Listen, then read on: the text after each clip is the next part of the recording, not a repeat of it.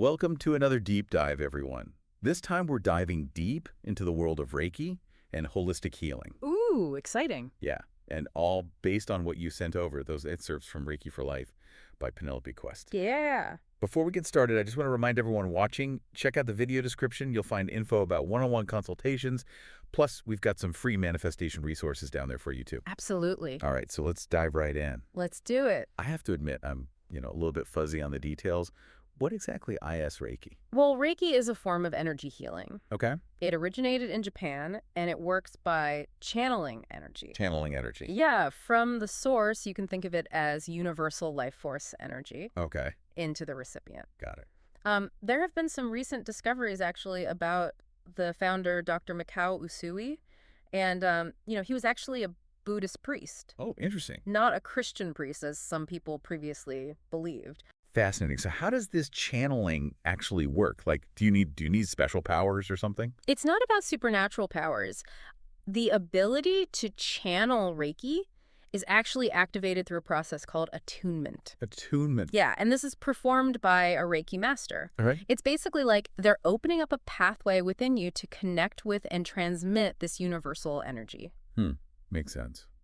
Now, the book also talks about the human energy body, things like auras and chakras. Yes. I feel like we all kind of know a little bit about this, but maybe a quick recap would be helpful. Absolutely. So imagine you have this luminous energy field, multi-layered, Right. surrounding your physical body. That's your aura.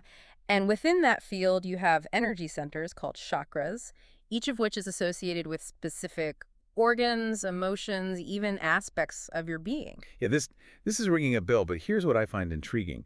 The book mentions how auras can actually, interact with each other. Yes. Think about those times you've met someone new and you instantly felt a connection, or conversely, you just felt totally repelled for some reason. Totally. That's your aura. It's sensing and responding to their energy field. Oh. It's like an energetic first impression. So we're all just walking around, and these invisible energy bubbles bumping into each other all the time. Right. That's kind of wild. So how does Reiki fit into all of this broader concept of holistic healing? Reiki is considered a holistic healing modality because it addresses the whole person: physical, mental, emotional, and spiritual. It's a much broader approach than, say, conventional medicine, which often focuses solely on those physical symptoms. Right. So it's more like treating the root cause, not just masking the symptoms. Exactly. Yeah. The book also mentions something called the metaphysical model of healing. Yeah. What's that about? That's a really interesting one. The metaphysical model acknowledges the role of consciousness and personal responsibility in health and illness. So it suggests that our thoughts, beliefs, and even past experiences can actually influence our well-being. It's interesting.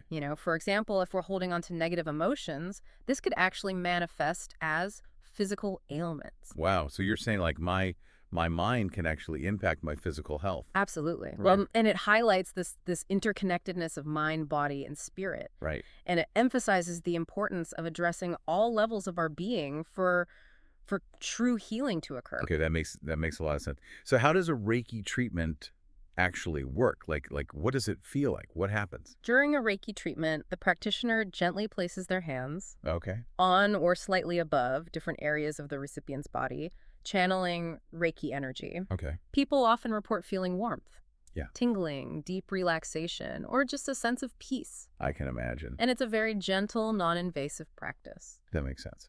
So what are some of the benefits? What are some of the things that people experience from Reiki? Well, Reiki is known for its stress-reducing effects. Okay. In fact, the book even mentions studies that showed its effectiveness in lowering heart rate and blood pressure. Oh, wow. So, for example, let's say you're facing a stressful deadline at work. Yeah. Happens all the time. Reiki could be a really powerful tool to help you manage that pressure. That's definitely relevant to my life. I see. But I'm also curious about the connection between Reiki and manifestation. Yes. Especially since I'm so interested in Neville Goddard's teachings. Yeah. How did those two things kind of go together? That's where it gets really interesting. So Reiki can help to clear energetic blockages that might be hindering your manifestation process. Okay. Think of it like you're using Reiki to create this clear channel Yeah. for your desires to manifest. So it's almost like Reiki is amplifying my intentions, right? Exactly. And making me more magnetic to the things that I want to attract. Precisely. And by working with Reiki alongside Neville Goddard's teachings, Right. you're aligning your energy. With the reality that you desire. Okay. And that can really powerfully accelerate the manifestation process. This is all starting to make so much sense. It's like a powerful combo of energy work and mindset. Exactly. Yeah. And as we delve further into Reiki, I think we'll uncover even more ways that it can support your manifestation journey and personal growth. Oh, can't wait to hear more. Welcome back. We're going to explore some specific Reiki techniques, Okay. particularly those rooted in Japanese traditions. Ooh, interesting.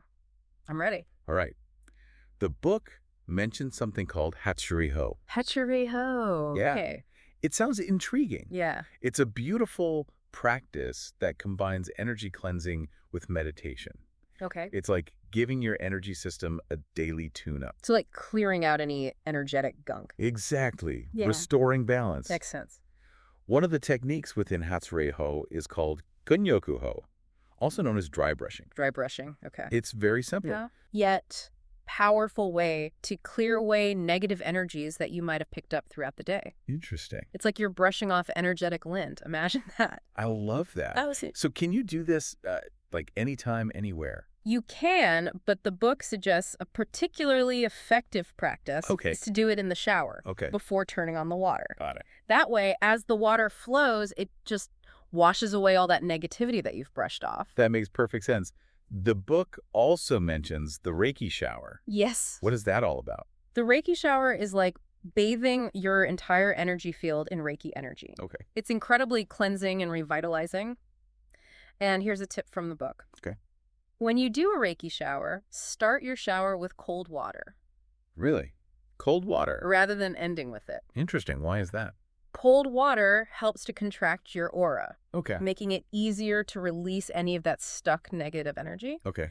Then, when you switch to warm water, your aura expands, and it's more receptive to absorbing fresh, positive energy. Wow. I never even thought about the energetic effects of water temperature. Yeah. I'm definitely going to try that. Now, let's talk about visualization and meditation, two practices that I know you're very familiar with. Yes. How do they tie into Reiki? Well, both visualization and meditation can actually enhance your Reiki practice. Visualization, involves consciously creating images in your mind. Right. And meditation is about quieting the mind and focusing your attention. Yeah.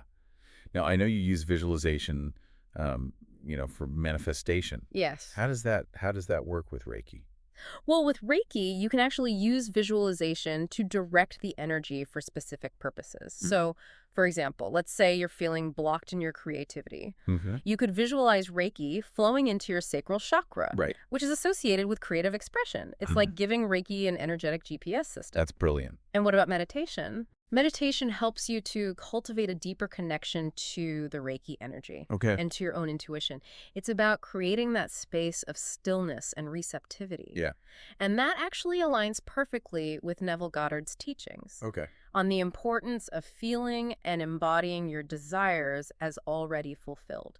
So by combining Reiki and meditation, I'm not only clearing those blockages, but also aligning my energy with my desired reality. Exactly. You're creating a powerful synergy between energy work and mindset, which can dramatically accelerate your manifestation process. This is fascinating.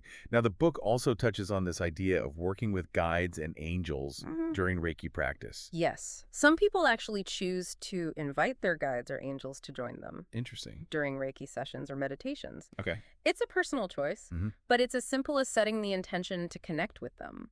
And how do you actually connect with them? Well, you can use visualization. Okay. For example, you might imagine yourself in a peaceful garden. Yeah. And invite your guides to meet you there. So it's just about opening yourself to their loving presence. And guidance. Beautiful. Now, let's move on to something I know you're particularly curious about. Yes. The Reiki symbols. The book introduces 3 main symbols that are taught at the 2nd degree level. The power symbol, the harmony symbol, and the distance symbol. These symbols are considered sacred. Got it. And are only revealed to those who've been attuned to that level. What can you tell me about the power symbol? Well, the power symbol is used to amplify the flow of Reiki energy Yeah, okay. and to bring it into the present moment. Got it. It's like an energetic power boost. So if you're, let's say, working on a big manifestation project, you might use this symbol Hmm. to amplify your intention Okay. and attract the necessary resources. That's incredible. What about the harmony symbol? Well, the harmony symbol is all about promoting emotional and mental healing. Okay. It helps to harmonize and balance energy, and it can be used to release negative emotions and limiting beliefs. It's like an energetic peacemaker. Hmm. Remember when you mentioned feeling frustrated with a certain relationship? Oh, yeah. The harmony symbol could be really helpful Okay. in bringing more peace and understanding to that situation. That's so insightful. And finally, the distance symbol, the one that allows you to send Reiki across time and space. The distance symbol is a very powerful tool for distant healing. Okay. You can use it to send Reiki to someone on the other side of the world or even situations in the past or future. It's like building an energetic bridge. So I could send Reiki to a friend who's going through a tough time, even if they live, like, miles away. Exactly. Distance is no barrier to Reiki energy. Wow. It retains its power and effectiveness no matter how far it travels. That's incredible. And remember your interest in healing past traumas. The distance symbol can be used to send Reiki back in time to a specific event that's still causing you pain, helping to bring healing and resolution. Wow, this is all so powerful. It seems like Reiki offers so many possibilities for healing, growth, and transformation. It truly does. Welcome back for the final part of our Reiki deep dive. I'm so excited to explore how we can actually integrate these incredible techniques into our lives. Yeah, it's really amazing how much Reiki offers from hands-on healing to distant energy work to, even tools for personal growth and Yeah, manifestation. totally, totally. We've talked about these Reiki symbols, but I'm curious to know more about how to actually use them, like in real life. Yeah, well, the book explains that the symbols can be activated in various ways, like drawing them with your hand, visualizing them, or even just intending to connect with their energy. So the physical act of drawing isn't necessary. It's more about the intention and connection. Yes. The key is to focus on the energy that the symbol represents. For instance, if you're feeling overwhelmed, you could visualize the harmony symbol surrounding you, just bringing this sense of peace and balance. Okay, that sounds incredibly useful for navigating those really chaotic days. And what about, like, sending Reiki to someone far away? How does that work with the distance symbol? The distance symbol, it creates an energetic connection between you and the recipient, regardless of the distance. It's like building an energetic bridge. You can then use the other symbols, like the power or harmony symbols, to further amplify and direct the energy. So, like, if I'm worried about a friend who's going through a difficult time, I could use the distance symbol to send them Reiki energy for support. Absolutely. And remember how interested you are in healing past traumas. The distance symbol can be used to send Reiki back in time to a specific event that's still causing you pain. It can really promote healing and resolution on a very deep level. It's such a powerful concept. It seems like with the distance symbol, the possibilities are endless. Exactly. You can even send Reiki to situations, not just people. Like, for example, let's say you're facing a challenging situation at work. You can use Reiki to kind of help harmonize the energy and create a more positive outcome. Wow, I'm starting to see how versatile Reiki can be. Yeah. Let's shift gears a bit and talk about something that you mentioned earlier, psychic protection. Okay. As we become, more sensitive to energy, how do we actually protect ourselves from negativity? Yeah. Well, the book offers several techniques for psychic protection. One that's really simple yet powerful is to visualize yourself surrounded by white light.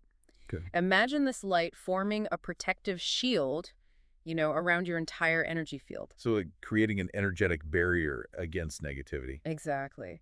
You can also call upon your guides or angels for protection. Just simply set the intention to connect with them and ask for their assistance in kind of, shielding you from any unwanted energies. And what about setting boundaries with others? How does that play into psychic protection? Setting clear boundaries is essential.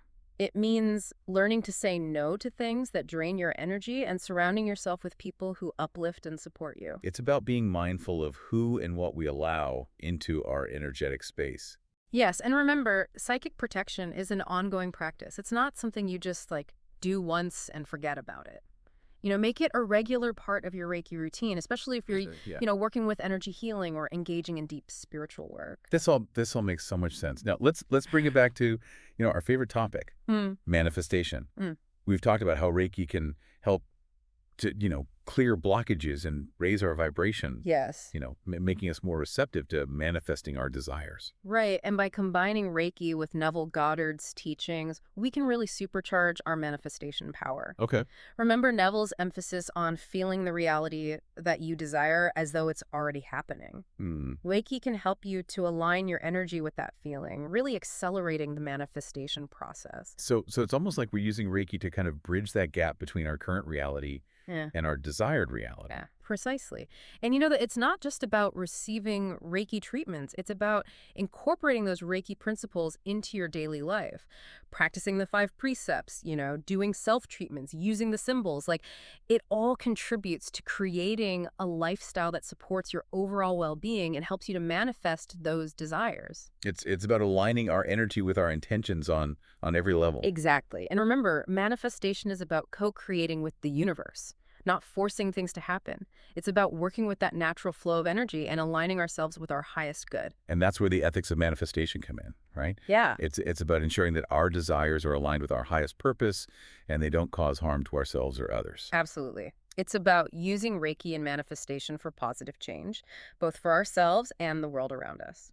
This deep dive it's been truly eye-opening. I feel like I've gained, a whole new understanding of Reiki, its potential for healing and transformation, and really how it can be seamlessly integrated with manifestation practices.